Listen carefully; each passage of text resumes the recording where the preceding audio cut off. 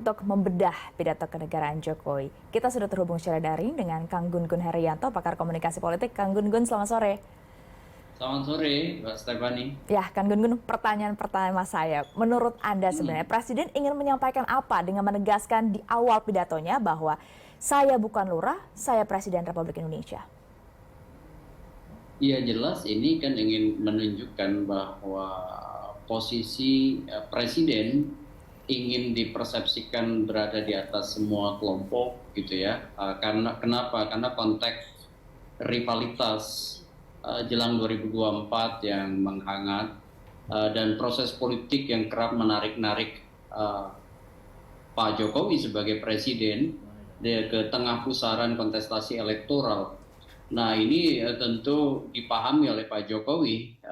Di satu sisi tentu akan muncul yang disebut dengan asumsi ya, bahwa presiden mengorkestrasi, dalam konteks ini tentu Pak Jokowi mengorkestrasi kemudian juga menjadi kingmaker gitu ya dalam konteks majunya beberapa figur gitu ya. Dan ini tentu Presiden perlu menegaskan di satu forum kenegaraan bahwa posisinya sebagai presiden tentu di atas semua kekuatan. Tetapi sebenarnya kalau bacaan lebih politis, kita ingin menunjukkan bahwa sebenarnya Pak Jokowi ya dalam konteks pidato tersebut jelas ya juga secara implisit menunjukkan posisinya sebenarnya yang kemudian menjadi reference power atau kekuatan rujukan dari ragam kekuatan yang ingin bertarung di 2024. Ini terbukti dari banyaknya orang yang kemudian menjadikan Pak Jokowi menjadi ya bagian dari alat promosi atau sebut aja publisitas politik, misalnya di ragam baliho, giant banner, electronic banner begitu, yang itu tujuannya tentu untuk memersuasi halayak luas ya pada figur-figur tertentu. Sebut aja misal seperti kalau kita lihat banyak sekali Pak Prabowo memasang Pak Jokowi misalnya ya di macam-macam alat Kata-kata Pak peraga. Jokowi enggak apa-apa, Ya, boleh-boleh saja, berarti maknanya apa, Kang Gun-Gun? iya artinya kan ini equivocal communication kalau dalam bahasa akademik. Jadi bahasa yang memungkinkan interpretasi itu tidak tunggal begitu atau polisemi ya, multi makna. Artinya lebih cair. Meskipun Pak Jokowi mengatakan bahwa banyak yang membuat apa namanya para pihak memosisikan dirinya dalam ragam komunikasi persuasif ke halayak di media luar ruang, tetapi Pak Jokowi juga nampak tidak melarangnya. Artinya ya saya tadi katakan kepada Stefani bahwa ini sebenarnya bagian juga dari cara Pak Jokowi untuk di satu sisi ingin dipersepsikan berdiri di atas semua apa namanya figur, tetapi di sisi lain juga di pesan tersebut itu nampak sebenarnya ingin dipersepsikan juga bahwa dia itu adalah menjadi kekuatan rujukan yang menentukan di Pilpres 2024 mendatang. Begitu. Iya, Kan Gun-Gun, ini kan juga tapi di satu sisi ada pernyataan soal jabatan presiden ini sering jadi tameng disebutnya. Ini maknanya apa dengan konteks saat ini, Kang Gun-Gun? Iya itu tadi bahwa banyak orang kan berlindung di balik sebut aja kekuatan seorang Jokowi yang saat ini menjadi presiden yang masih menjabat dengan segala kuasa politik yang ada pada dirinya begitu. Tameng di sini tentu bisa menjadi apa namanya cara misalnya orang tertentu atau pihak tertentu untuk kemudian berlindung di kuasa politik Pak Jokowi begitu ya.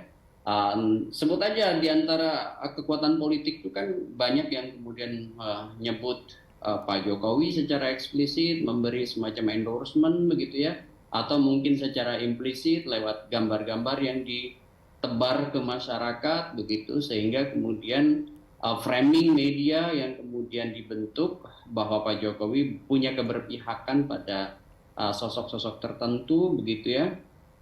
Dan ini tentu akan menjadi hal yang lazim kita temui dikapitalisasi dalam ragam kanal gitu ya, baik itu media mainstream, media luar ruang gitu ya, above the line media, below the line media, gitu. Dan itu kemudian saya lihat juga akan dipergunakan di sosial media. Artinya Pak Jokowi menjadi semacam diposisikan sebagai endorser gitu ya. Jadi banyak yang kemudian memanfaatkan sosok untuk menarik yang disebut dengan gerbong pemilih yang tentu mungkin saja 2 periode mendukung Pak Jokowi dan berpotensi shifting gitu ya ke figur yang akan berkontestasi di 2024 mendatang. Kan Gubernur ini juga kan Presiden membahas soal dirinya yang kerap disebut, saya kutip ini tidak secara spesifik ya, kata-kata Presiden. Saya tahu ada yang mengatakan saya tidak tahu apa-apa, Firaun dan lain sebagainya. Ya enggak apa-apa, sebagai pribadi saya menerima saja, tapi yang membuat saya sedih budaya santun budi pekerti luhur bangsa ini kok kelihatannya mulai hilang. Ini apakah Anda membacanya Presiden menyentil Rocky Gerung yang beberapa waktu lalu juga dinilai melontarkan pernyataan yang dinilai sejumlah kalangan ini menghina Presiden? Atau ada makna lain menurut Anda, Kang Gun Gun? Ya, ini kan meskipun pernyataan bersifat general, tetapi pesan politik itu selalu berkonteks ya, bahwa belakangan ada dinamika kritik yang tajam gitu ya.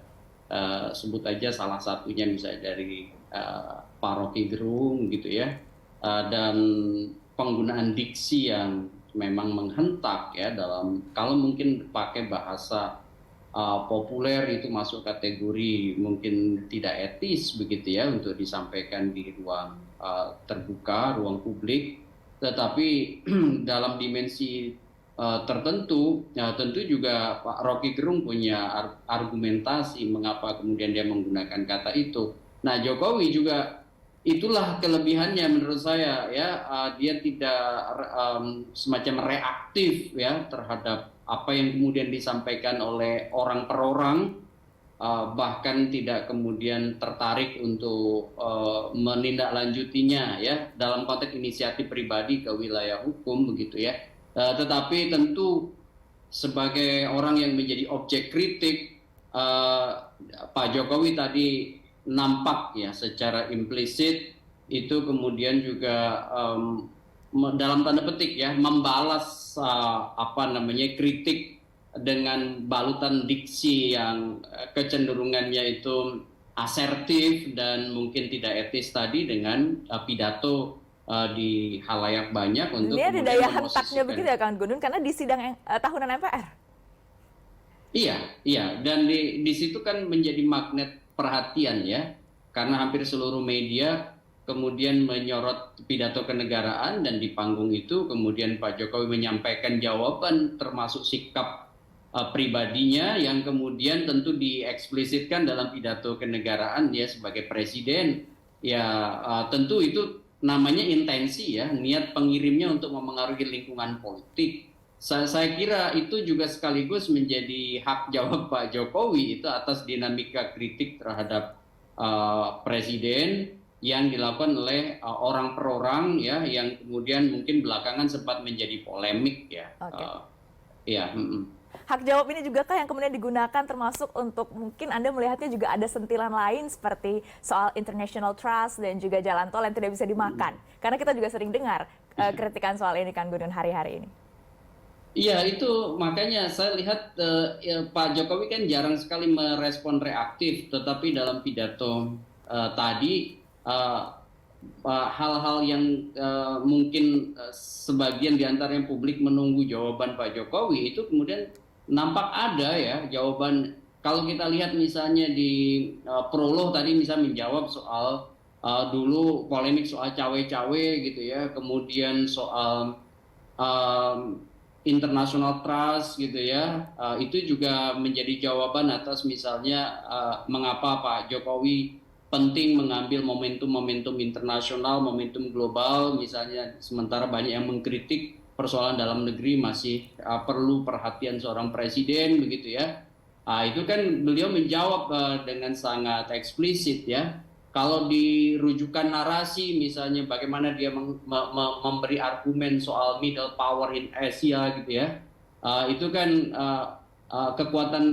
narasi rujukannya itu kan pada satu lembaga di Australia gitu yang kemudian memberi apresiasi pada Pak Jokowi, termasuk juga daya saing ya internasional, daya saing kita di tahun 2022 yang disebut oleh Pak Jokowi naik rankingnya menjadi ke-44 ya, dari menjadi 34 gitu ya. Itu juga kan menjadi semacam apa namanya argumen ya pengantar bahwa kredibilitas kepemimpinan dia ingin ditunjukkan di front stage ya, di panggung depan gitu ya.